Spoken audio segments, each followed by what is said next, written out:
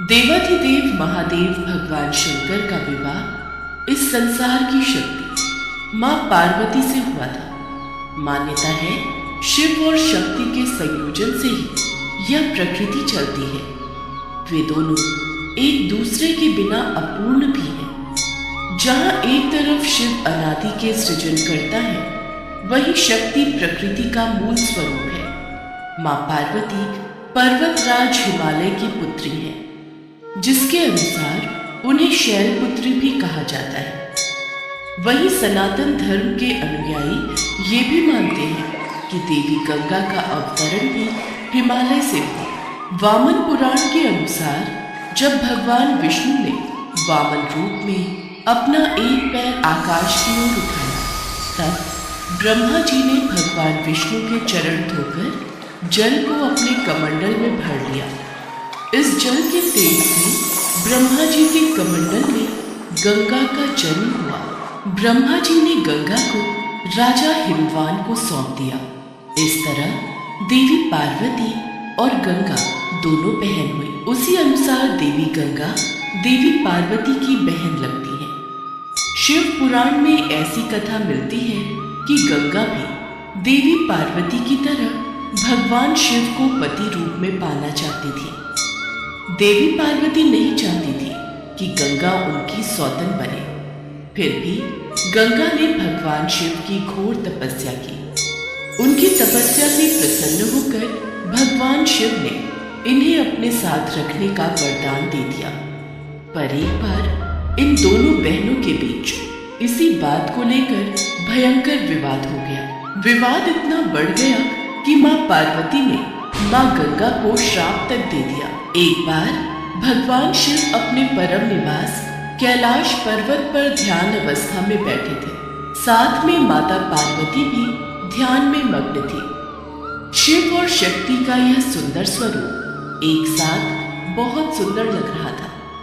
एक तरफ जहां महादेव और महादेवी ध्यान मग्न थे, वहीं शिव जी के परम भक्त नंदी जी अपने प्रभु और माता की शोभा को निहार रहे थे। दोनों का यह सुंदर स्वरूप देख खुद ही नंदी जी के नेत्रों से आंसू बहने लगे। अपने भक्त की आंखों से बहते अश्रुओं का भान जैसे ही महादेव को हुआ, उन्होंने अपने नेत्र खोले। महादेव ने जैसे ही भक्त चिंता में नेत्र खोले, तो उन्होंने देखा सामने ही हाथ जोड़े देवी गंगा खड़ी थी। गंगा को देख महादेव हैरान होते हुए बोले, देवी गंगे आप? हे आदि पुरुष, आपके रूप को देखकर मैं आप पर मोहित हो गई हूँ।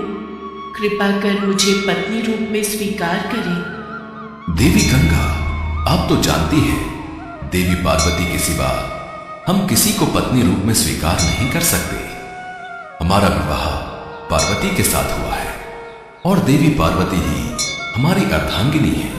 हमने आपकी तपस्या से प्रसन्न होकर आपको अपने शीश पर स्थान दिया है। इसका तात्पर्य यह नहीं कि आप पार्वती का स्थान लें।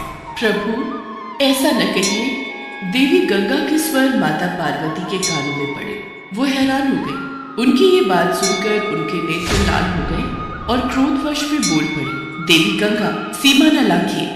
मत भूलिए महादेव हमारे पति हैं। अरे बहन, क्या फर्क पड़ता है? वैसे भी भले ही तुम महादेव की पत्नी हो, फिर भी देवाधिदेव महादेव शीश पर तो मुझे ही धारण करते हैं। जहां कहीं महादेव के साथ तुम नहीं जा सकती, मैं तो वहां भी पहुंच ही जाती हूँ। गंगे, तुमने मेरी बहन होने की सीमा लांघी है। मैं तुम्हें श्राप देती हूँ, तुम में मृतदेह बहेंगे। जग जल के पाप धोते धोते तुम मैली हो जाओगी और तुम्हारा ये अहम तोड़ते हुए तुम्हारा रंग भी काला पड़ जाएगा।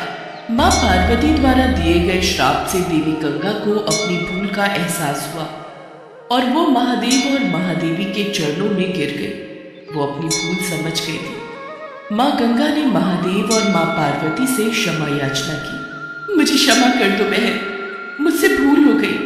हे महादेव, मुझे क्षमा कर दीजिए। हे गंगे, इस श्राप को वापस नहीं लिया जा सकता, पर तुम्हारे पश्चाताप से प्रसन्न होकर हम तुम्हें श्राप से मुक्ति देते हैं।